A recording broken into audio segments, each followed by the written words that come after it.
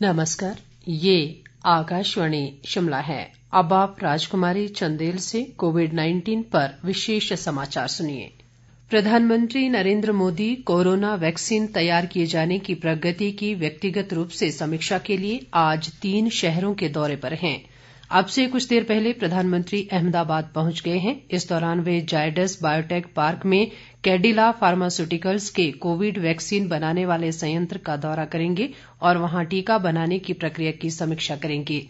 प्रधानमंत्री इसके बाद हैदराबाद में भारत बायोटेक और पुणे में सीरम इंस्टीट्यूट ऑफ इंडिया जाएंगे। इस दौरे से प्रधानमंत्री को देशवासियों के लिए कोरोना वैक्सीन जल्दी लाने की तैयारियों और संक्रमण की चुनौती से निपटने के लिए बनाई गई रूपरेखा को समझने में मदद मिलेगी।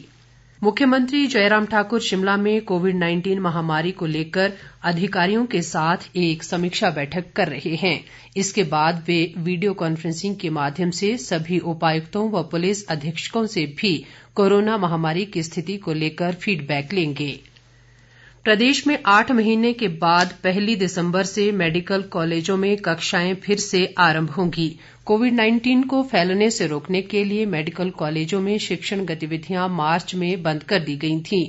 स्वास्थ्य सचिव अमिताभ अवस्थी ने बताया कि मेडिकल कॉलेजों के छात्रों को कक्षा में उपस्थित होने के लिए कोविड-19 नेगेटिव रिपोर्ट साथ लाने के अलावा अभिभावकों की लिखित सहमति भी अनिवार्य होगी। स्वास्थ्य सचिव ने बताया कि प्रदेश में कोरोना मामलों में वृद्धि के बाद स्थिति का जायजा लेने के लिए 3 सदस्यों का केंद्रीय दल इन दिनों हिमाचल के दौरे पर है।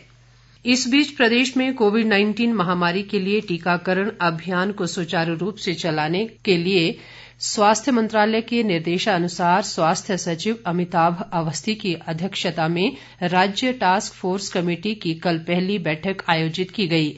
बैठक की अध्यक्षता करते हुए अमिताभ अवस्थी ने कमेटी के सदस्यों से कोविड-19 टीकाकरण अभियान के संबंध में विभिन्न विभागों की भूमिका के बारे में जानकारी साझा की।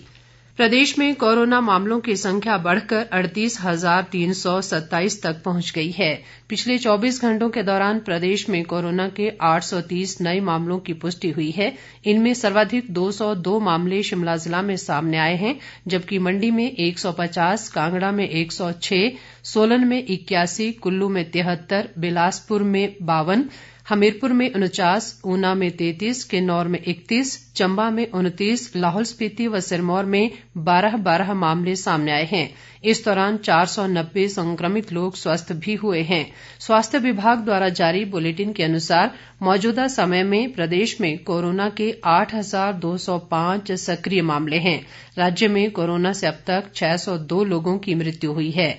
पिछले कल प्रदेश में 13 लोगों ने कोरोना से अपनी जान गंवाई है।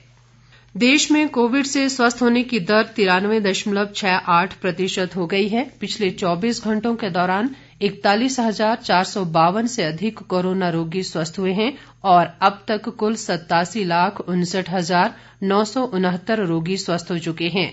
पिछले 24 घंटों के दौरान देश में 41,322 नए कोरोना मामले सामने आए हैं। देश में कोरोना के 4,54,940 सक्रिय मामले हैं और इस महामारी के संक्रमितों की संख्या बढ़कर 93,51,109 हो गई है। कोरोना संक्रमण से अब तक 1,36,200 लोगों की मृत्यु हुई है। पिछले 24 घंटों के दौरान कोरोना से 485 लोगों की मृत्यु हुई। भारतीय आयुर्विज्ञान संस्थान ICMR के अनुसार देश में अब तक 13,82,20,354 कोरोना टेस्ट किए गए हैं। बीते 24 घंटों के दौरान 11,57,605 कोविड नमूनों की जांच की गई। देश में इस समय प्रति 10 लाख जनसंख्या पर कोविड जांच करने की संख्या 1 लाख से अधिक हो चुकी है। स्वास्थ्य मंत्रालय ने कहा है कि जांच के ऊंचे स्तर से कोविड संक्रमण का जल्दी पता लगाने, तुरंत संगरोध करने और प्रभावकारी इलाज देने में आसानी होती है। केंद्र सरकार और भारतीय आयुर्विज्ञान अनुसंधान परिषद ने बड़ी संख्या में जांच केंद्रों की स्थापना की है। इसके साथ ही ये समाचार बुलेटिन समाप्त हुआ। नमस्कार।